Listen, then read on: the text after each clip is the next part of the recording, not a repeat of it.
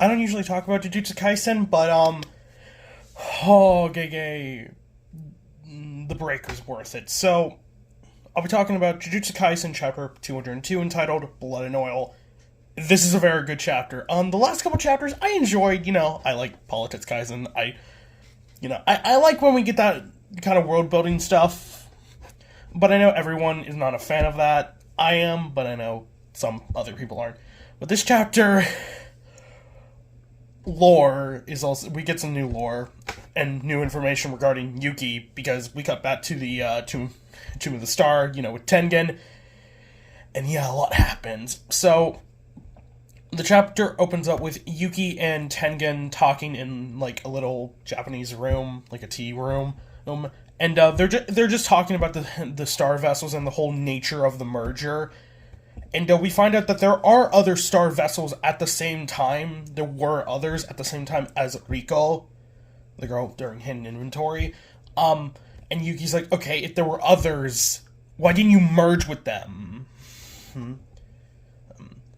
And we find out Yuki herself was a former Star Plasma vessel. So that is most likely what makes her a bit weird, is that she's a Star Plasma vessel. But she says former, which is really weird. Really weird to me, because it's like, okay, if, like, the merger fails, then does every Star Plasma vessel at that moment just die? Or, like, their potential dies? I'm not really sure. This whole conversation is kind of like, Yuki's whole philosophy versus Tengen's, and Yuki kind of chastises him. Like, you're just gonna use your age as an excuse.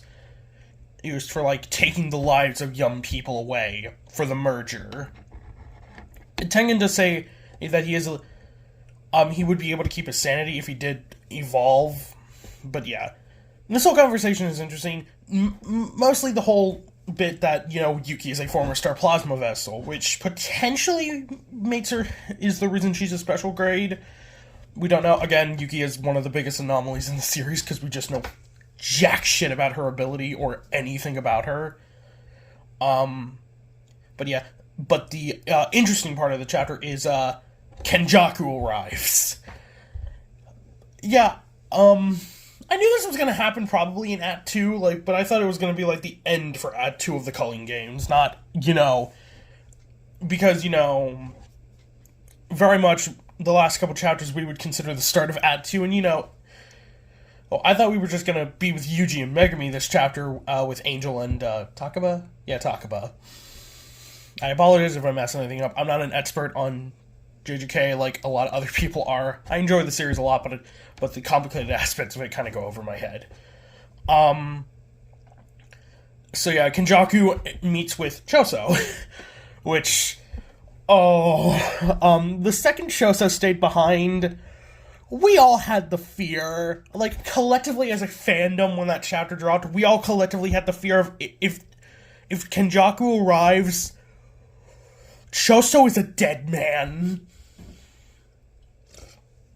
Like, he is an absolute dead man. So, they kind of talking, and Kenjaku kind of goes on this feel of, the Culling Games have served their purpose. So this is a chapter where we find out the motivation and the goal of Kenjaku.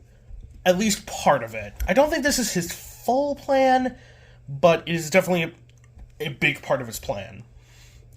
So, him and Choso kind of talk, and Choso's just like, oh yeah, Tengen doesn't want to see you. You're not well liked. Choso does worry a bit about Yuji, like, oh shit, the Culling Game is of served their purpose. Does that mean Yuji's dead? But Kenjaku, it's kind of like, allow me to show you my goal. So we get a kind of scene reminiscent of Fujimoto, because we cut to a movie theater with Kenjaku and Choso, which, if you know anything about Fujimoto, the man loves cinema. He loves his theater scenes. So Kenjaku goes on this whole rant about Tengen, Yuki Tsukumo in Shibuya. He says during Shibuya, even though this was explained post Shibuya. I don't know. Whatever. That merging with Tengen would make someone a sorcerer. and like Yuki was scared like people were being used for this. But Kenjaku's goal is to form the ultimate curse spirit, essentially. The calling games serve as a purpose to use all of Japan, essentially, as a fuel to create a curse spirit via Tengen. A curse spirit with, like, the curse energy of, like, 100 million people, which, I don't know Japan's population. I don't think that's Japan's population. Is it? But, yeah. And Choso's just, like, what, why? Like, and Kenjaku's just, like, did you not just listen to anything I just said? But Choso just goes, no, I got that. What motivates you? Like, what the hell? Why the hell are you even doing this? And, Kenjaku replies with one of my favorite motivations in fiction: I'm fascinated. If you're familiar with Food Wars and Bleach, Rindo Kobayashi and Askin Naklevar, they have very similar motivations. With Askin, you know, he works for Yuha because he's genuinely curious or, like, fascinated what Yuha would create. And with Rindo, her entire character is kind of, like, built on that fascination of the unknown, you know, she's always excited by new things. That's why her cooking style is exotic things. So that's why she even joined Azami in the first place, is because, you know, she was just fascinated by the whole thing. So I love villains or characters in general that their motivation is just simply, I'm curious, or, like, I'm fascinated by what would happen. And we see a giant... Neve and Bernice are loving this chapter right now, because the image that is used for a giant, for, like, this ultimate curse spirit is a giant centipede-like monster. And Kenjaku uses a metaphor like, I feel like a kid holding a crown on a blank white sheet of paper. So yeah. Also, I find it funny that, you know, there were several people that said, you know, Tengen needs 2 guards, so that means, like, we're gonna have the parade of 100 night demons again. No, to our knowledge, Kenjaku came alone. Which, okay, yeah, I'm just gonna say this now. Yuta cannot beat Kenjaku. After this chapter, I'm pretty damn sure he cannot. Even though I know some people would argue that Yuki and Choso together could not beat Yuta. Cope and Seath, I guess. But it's just really fascinating that that's Kenjaku's motivation. And there's probably more complicated things. I mean, this guy's been around for 1,000 years. His plan is, you know, Keikaku probably has, like, 30 different layers to it, but this is just one of his goals, is to create the ultimate curse spirit. Kenjaku seems like a guy who wants to bring in a new age. He wants to bring in the true Heian period, or the true golden age of curse spirits. It's like the Culling Games was the start, it's like Shibuya was the starter, and the Culling Games are basically just pouring gasoline on the fire, essentially.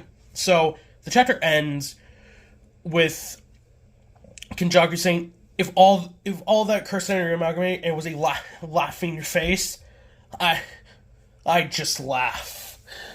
And Shosa just, you know, he clasps his hands together and does piercing blood, and the fight begins. Yeah. I don't think I need to exaggerate that, Choso's gonna get shit rocked. Like, Choso's strong. He's a pretty strong character. Like, you know, he's able to use the Kamos clan, you know, blood technique pretty well, better than anyone else could in the family. But Choso, my guy, you are gonna fucking die. If I had to make any predictions about this fight, we might see some new spirits that Kenjaku busts out against Choso. I don't see Kenjaku trying that hard in this fight, but I do see Choso pulling off Domain. You know, and, like, you know, his coup de grace fight in the, you know, his coup de grace moment is, you know, him pulling out Domain expansion, which would be pretty cool. He will probably die, which most of us were predicting when he stayed behind with Yuki. And is Yuki gonna turn out to be a traitor? We'll see.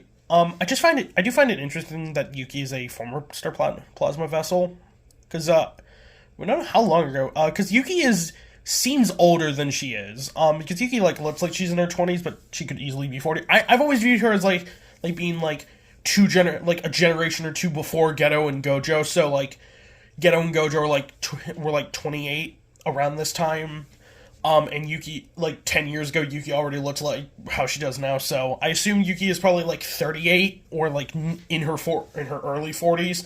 Like, no younger than like 35, but no older than like 50. I don't know. But yeah, I just wanted to talk about this chapter because I like Kenjaku a lot. I know some people, Griever, do not care for Kenjaku as a character or a villain, but I like the guy a lot. I think he's pretty fascinating, and his motivation has just made me like him even more. So yeah, what are your predictions for the next chapter? Will Choso immediately fucking die, or are we gonna get some Yuki? Or will Choso be saved by Yuki at the very last minute, or will Yuki turn out to be her own faction? I don't know. If the next chapter is as fascinating as this one, I'll probably talk about it. I don't know. I feel like I've been all over the place in this review just because, unlike Eden Zero, where, like, the chapters are very straightforward, there's a lot of complicated things with JJK. So, yeah. But yeah, pretty good chapter. So, if you like this video, like, comment, subscribe, I guess. The Sisters video I did last night is doing very well. I was very surprised by that. Please watch my Intense video. It might be at 100 views when I put out this video, but it's, like, at 99 views. So, go check that. Anyways, if you enjoyed this, do all that YouTube stuff. Neo, signing out.